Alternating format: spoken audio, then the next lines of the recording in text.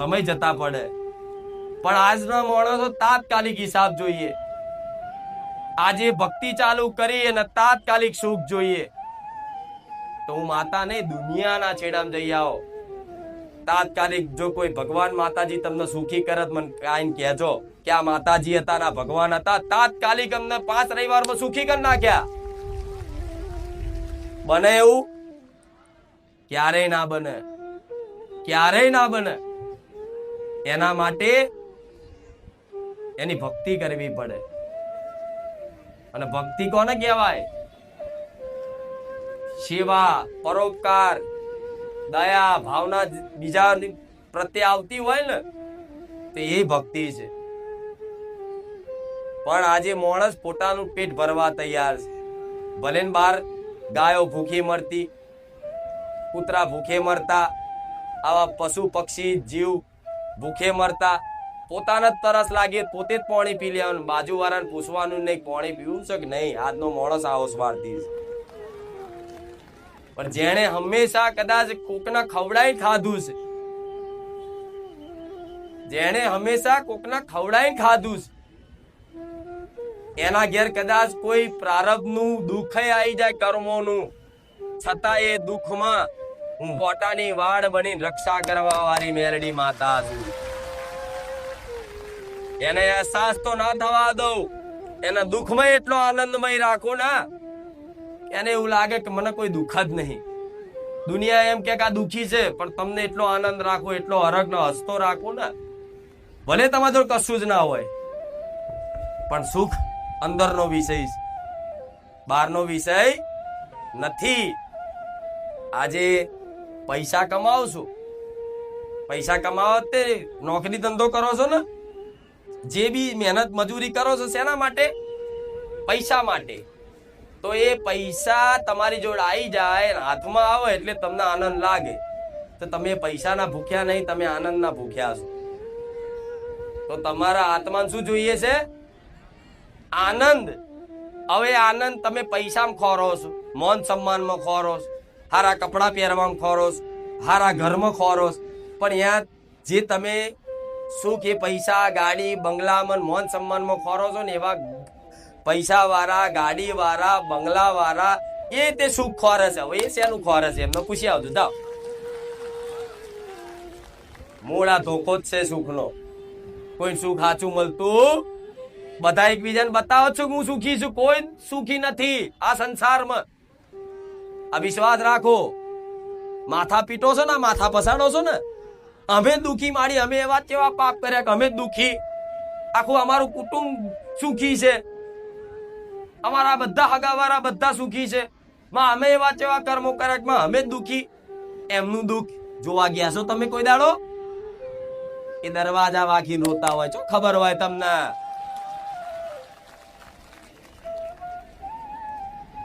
માતાજી હું બહુ માનું છું તમને, હું મારી ચામુંડાને બહુ માનું છું, મારી મહાકાળીને બહુ માનું છું, મારી મેલડીને બહુ માનું છું માં.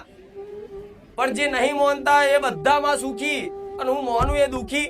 આવું ચમ આવું થાય છે કોકને. તો એ સુખના ખાલી નાટક છે. કોઈ દાડે જે વ્યક્તિનું તમે નામ દો છો, જે વ્યક્તિનું ઉદાહરણ આલો છો, એ વ્યક્તિ જોડે ક્યારેય બેઠા છો તમે? સુખ દુઃખની કોઈ દાડે વાત કરી છે? એ તમને મળે તો કેમનું છે કે મજામાં આનંદમાં? એવું જ કે છે ને, સુખી છું ભલે દુઃખી હોય, પણ એ દુઃખ કોને કે? એનો જે ખાસ માણસ હોય, એનો મિત્ર હોય, એની બેનપણી એને કે, એનો ભાઈબંધ ને એનો મિત્ર જોણતો કે એની બેનપણી જોતી હોય કે આ કેટલો દુઃખી છે ને આ કેટલી દુઃખી છે. બીજા કોઈ ખબર હોય નહીં. તો તમારે એવું નહીં માની લેવું કે અમે દુઃખી છીએ અને આખો સંસાર સુખી. ના, ઘેર ઘેર દુઃખ છે, પેઢીએ પેઢીએ દુઃખ છે. જે ભગવાન માતાજીથી વિમુખ છે, જે ધર્મના માર્ગથી વિમુખ છે, એ બધા દુઃખી દુઃખી ને દુઃખી કઈક ની કઈક વાતે. ભલે અજબોપતિ કહેવાતા, ભલે ઇસ્ત્રી ટાઈટ કપડા પહેરતા, પણ કોઈ સુખી નથી.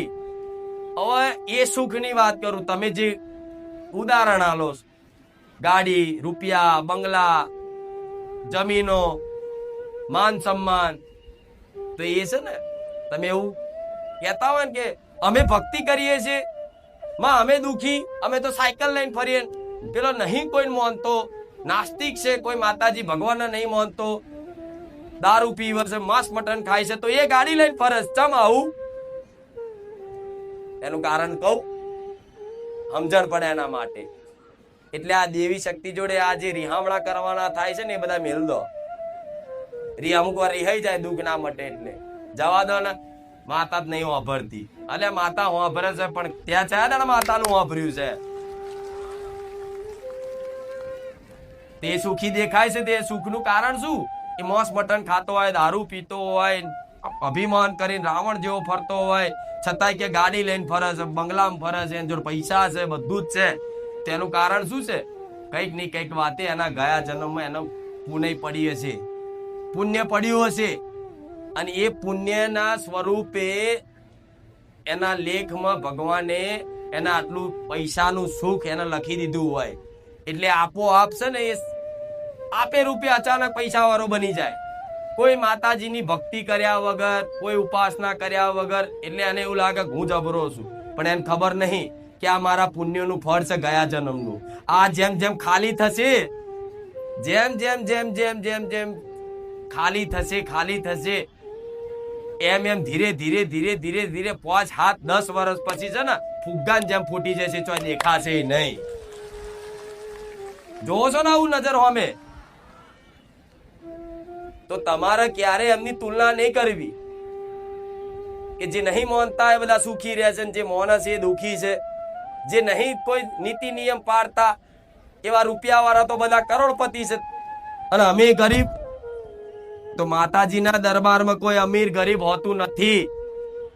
પણ એ જે તમે અમીરની વાત કરો છો, એ અમીરના ઘેર એને એટલે જન્મ થયો છે કે એના કંઈક ની કંઈક વાતે ગયા જન્મના એના હારા પુણ્યો પડ્યા હશે. બેલેન્સ, એ બેલેન્સ વાપરવાનું ભગવાને વાપરી લે. જેવું એ બેલેન્સ પત્યું એવા દુઃખના પહાડ તૂટી પડે. હવે આખી જિંદગી તેને ભગવાનનું નામ, માતાજીનું નામ તો લીધું ના હોય, એટલે એનો શું થાય? વિનાશ થઈ જાય. શું થાય?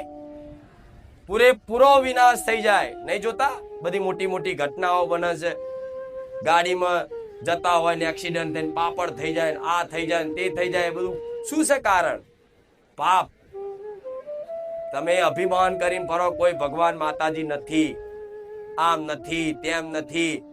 ભગવાનના ગારો બોલો, માતાજીને ગારો બોલો, મેણા મારો. કોઈ ભક્ત હોય એનો ઉપહાસ કરો, એની મજાક ઉડાડો, એને દુખી થવાનું કદાચ કારણ બનો. તો તમે એવું માનતા હોય કે કોઈ નહીં જોતું? ના, એના જીતે માતાજી ભગવાન હોય, જોતા હોય. પણ માતાજીને ખબર હોય કે એનું થોડું બેલેન્સ છે, બેલેન્સ પતવા દો, એટલે મારે મારવાની જરૂર નહીં, આપે રૂપે ઉડી જશે, કાળ ખાઈ જશે એને. એટલે તમારે ક્યારે કોઈની તુલના કરવી. તમે ગરીબ છો તો ભગવાને તમને ગરીબના ઘેર જન્મ આલ્યો છે, તો એનો આભાર માનવો, માતાજીનો આભાર માનવો કે ભલે માં અમે ગરીબના ઘેર જન્મ લીધો છે. હું માનું છું તમારા મોટા મોટા સપના હોય, ગાડીના, બંગલાના, બધાય સપના. ના નહીં જોવો સપના, પણ કદાચ ભક્તિ કરો ના ગાડી ના આવે, ઘર ના આવે, કોઈ કામ ના થાય, તો નિરાશ નહીં થવું. તમારે એવું સમજી લેવાનું કે આ જે દુઃખ છે ને, એ દુઃખ જેટલું જેટલું જેટલું પડે છે ને, એટલું એટલું કદાચ વેઠી લેશો ને માતાજીના ભરોસે. શું કીધું? જેટલું દુઃખ પડે છે જીવનમાં, એટલું દુઃખ કદાચ તમે તમારી કુળદેવીના ભરોસે કે મારા જેવી મેલડીના ભરોસે વેઠી લેશો ને, તો તમારા જન્મો જન્મના પ્રારબ્ધ દુઃખ હોય વેઠવાના, એ આટલા હોય ને આટલા માતાજી પતાવવા માંગતી હોય, પણ સમજો નહીં. એટલે કે માતાજી અમે દીવાબત્તી ચાલુ કરી, ભક્તિ ચાલુ કરી, એટલે ખૂબ તકલીફો વધી જાય. અમુક ના આવું થતું હોય તો વધી જાય. કારણ શું છે કે માતાજી હાથે કરીને વધારે આલ્યું કે લે આ તારે ભોગવવાનું લખ્યું તો થોડું જલ્દી જલ્દી ભોગવી લે, હું બેઠી છું જોડે, ચિંતા ના કરી, તને ભૂખે નહીં મરવા દઉં, તને લાચાર નહીં બનવા દઉં, તને મરવા નહીં દઉં, ચિંતા ના કરી. તારી બાપ દાદાની માતા બેઠી છું, તમારી માં તમારા પડખે ઉભી રહેશે. ભલે કદાચ પહેરવા કપડા ના રહે ને, પણ તો એનો આભાર માનવો, તો એના પ્રાર્થના કરવી કે માં ભલે પહેરવા લુગડા ના હોય પણ તું મારી માં હાજરા હજુર મારી જોડે મને વિશ્વાસ છે.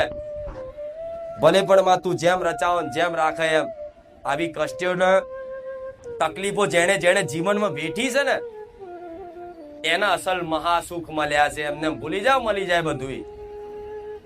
તમે તો આયા જાણે કઈ સુખની ખાણ હોય, લૂંટવા આયા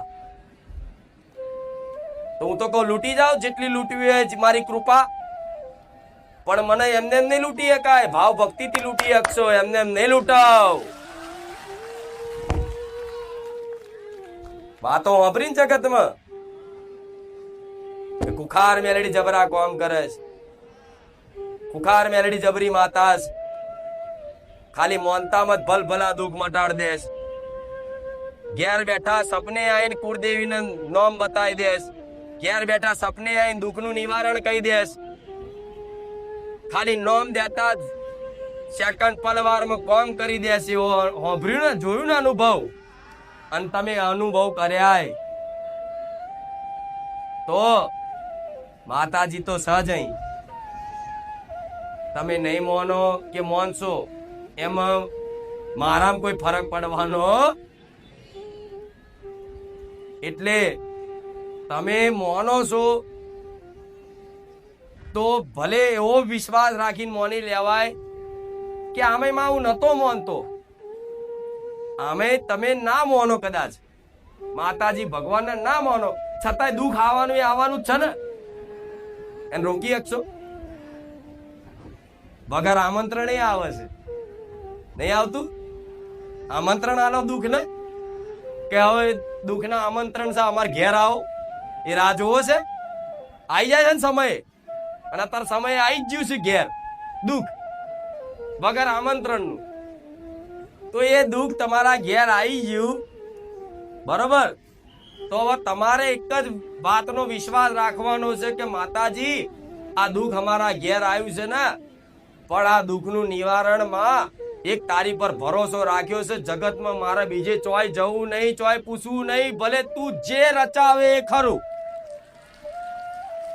અહીં કોનું કામ છે? જે પૂરેપૂરું કહી દે કે માં તું કરે, અમારે કોઈ પૂછવું નહીં, દોડાય નહીં, ને ખાવાનું જંતર મંતર નહીં કરું, વારણ કારણ નહીં કરું. જેમ થાય એમ જોઈ રાખીશ. મારી કુકાર મેળડી તું બેઠી અને સમજી લો જે થાય છે મારા નજર સામે થાય છે એવો વિશ્વાસ રાખજો. તમે દુઃખમાં કદાચ રોતા હોય, પ્રાર્થના કરતા હોય, કોઈ કારણોસર કદાચ તમારી કોઈ અરજી ના હો પૂરી કરું, તોય તમારે એવું નહીં વિચારવાનું કે મેં તમારી પ્રાર્થના નહીં સાંભળી. ના, મેં તમારી પ્રાર્થના, તમારી અરજી મેં સાંભળી છે, પણ હું શી ખબર હું તમારી પરીક્ષા કરું છું. કોઈ દીકરો પ્રાર્થના કરે કે માં મારા આટલું દેવું છે, 6 મહિના દેવું ભરી આલજે. 6 મહિના ના ભરી આલું, પણ જેનો જેટલો વધારે ભરોસો હશે ને એની એટલી વધારે પરીક્ષા થશે. અમુક ને કહેતા કે માડી અમુક તો પહેલા રવિવાર આયા અને બીજા રવિવારે એને કામ થઈ ગયું કે, અને માડી અમે 4 મહિનાથી 6 મહિનાથી આવીએ છે માં, તું સપને આવી, દર્શન આલ્યા, તારા અનુભવો કરાયા, બધું મેં કોકને કીધું એનું કામ થઈ ગયું. અમારા જોડે આવતા બાજુ વાળા એ આયા, એક રવિવારમાં કામ થઈ ગયું.